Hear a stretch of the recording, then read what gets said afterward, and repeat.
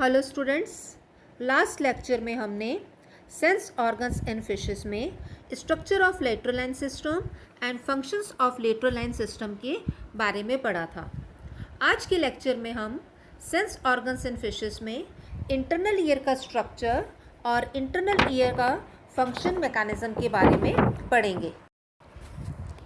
Fishes में external और middle ear नहीं पाया जाता है। फिशेस में इंटरनल ईयर प्रेजेंट होता है जो कि हियरिंग और इक्विलिब्रियम के लिए एक चीफ ऑर्गन की तरह फंक्शन करता है। और ये जो इंटरनल ईयर होता है वो फिशेस में न्यूरोक्रेनियम के साइड में एक ऑडिटरी सैक या कैप्सूल में प्रेजेंट होता है।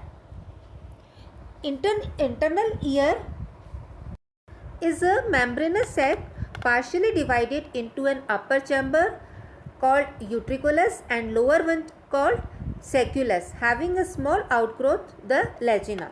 इसमें क्या होता है, जो ऑप्टिक कैप्सूल होता है पार्शियली टू पार्ट्स में डिवाइडेड होता है। फर्स्ट डॉर्सल चैम्बर होता है जिसे हम यूट्रिकुलस कहते हैं और एक वेंट्रल चैम्बर होता है जिसे हम सैक्युलस कहते हैं। और सैक्युलस में एक थोड़ी सी आउटग्रोथ दिखाई देती है जिसे लेजिना कहते हैं। ये जो इंटरनल ईयर होता है इसमें 3 सेमी सर्कुलर कैनाल्स प्रेजेंट होती हैं जो कि यूट्रिकुलस में खुलती हैं। ये जो 3 सेमी सर्कुलर कैनाल्स होती हैं इनमें से 2 semi circular canal vertical canals होती हैं जो कि एक दूसरे से राइट एंगल पर प्रेजेंट होती हैं जिसे एंटीरियर सेमी सर्कुलर और पोस्टीरियर सेमी सर्कुलर कैनाल कहते हैं। और जो थर्ड कैनाल होती है वो हॉरिजॉन्टल प्लेन पर पाई जाती है और इसे हॉरिजॉन्टल कैनाल कहते हैं। हर एक कैनाल जो होती है वो एक एंड पर फूली हुई स्ट्रक्चर होती है कैनाल के और उसे एम्पुला कहते हैं।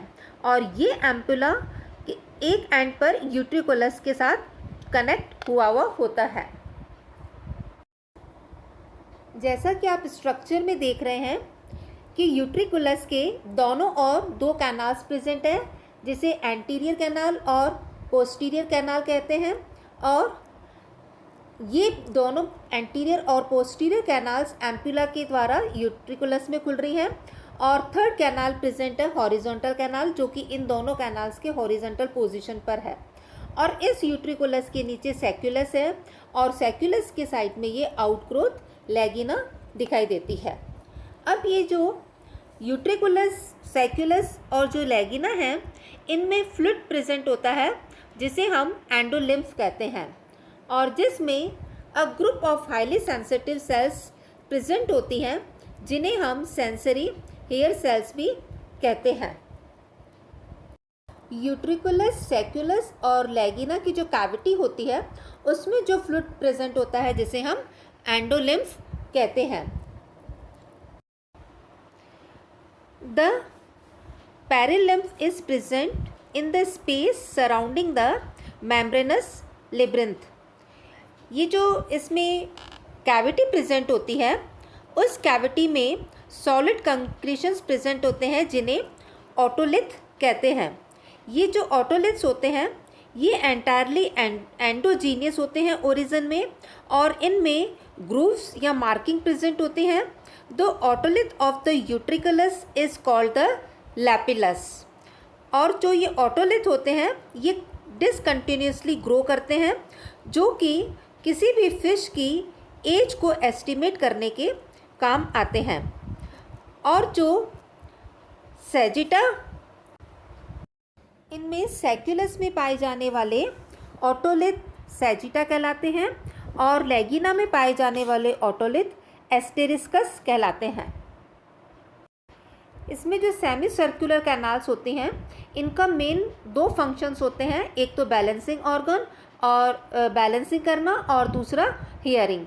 इसमें जो सैक्युलस और लेजिना होते हैं इनका जो फंक्शन होता है ये मेन सेंस ऑफ हियरिंग का होता है और जो यूट्रिकुलस होता है ये मेंटेनेंस ऑफ इक्विलिब्रियम को मेंटेन करने के लिए रिस्पॉन्सिबल होता है।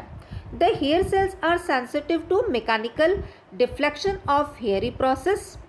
Electrical potential exit at the apical and basolateral ends of the cells due to difference in ionic contents of extra and intracellular fluids. इसमें जो डिफ्लेक्शन ऑफ सीलिया होता है उसके कारण मेम्ब्रेन के साइड आयंस का फ्लो होता है.